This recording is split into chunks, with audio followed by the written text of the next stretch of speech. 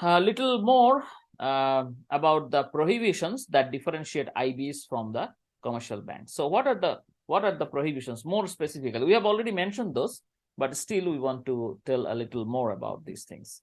So number one prohibition that differentiate Islamic banks is riba, or interest. You already know about this.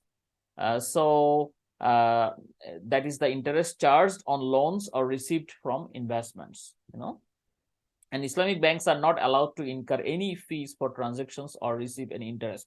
By fee we mean that the interest like fee or something like that. And then another one is gharar, or uncertainty. So this is also another prohibition that differentiate Islamic banks from conventional banks.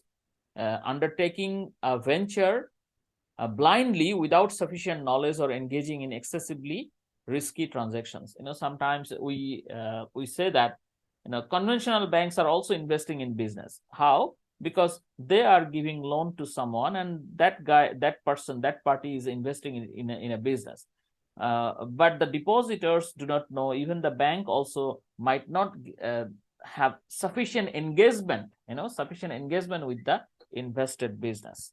But in contrast, in Islamic bank, it is not allowed to invest blindly in an uncertain position.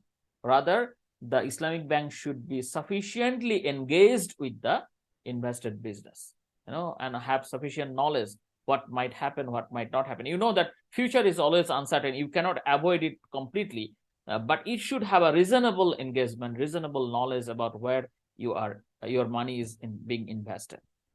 So this is the another point which differentiates Islamic banks from the conventional banks.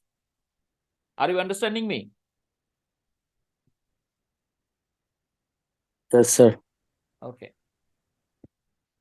And in Islamic bank contracts, all the terms should be specific and clearly explained. Although minor uncertainty can be permitted when necessary. When it is necessary, maybe, as we have said, you cannot be the future cannot be foolproof. You cannot know everything about the future. So considerable uncertainty will remain there, but there should be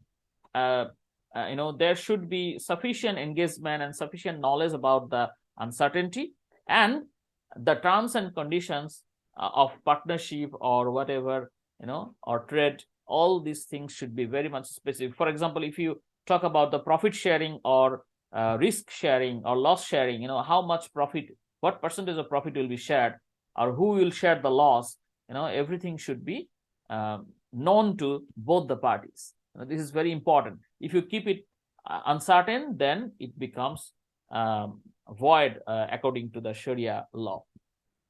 Okay. Now, another one is a gambling element. This is also another prohibition, key prohibition that differentiates Islamic bank from the conventional banks. So by gambling or maisir, we mean that acquisition of wealth by chance, no matter whether or not it deprives another party's right or any game of chance. So, for example, you buy lottery ticket or something like that.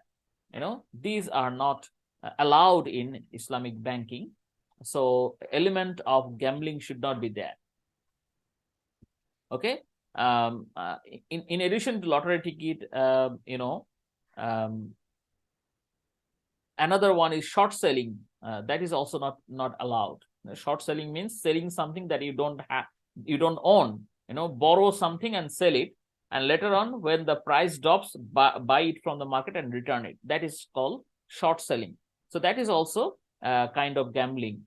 So these are prohibited, and the Islamic banking contracts should not carry these kind of things. So in summary, we can say that there are three prohibitions, very critical prohibitions in Islamic banking contracts. One is riba, another one is gharar, another one is maisir. In English, the first one is interest, second one is uncertainty, complete uncertainty or something like that, and another one is gambling.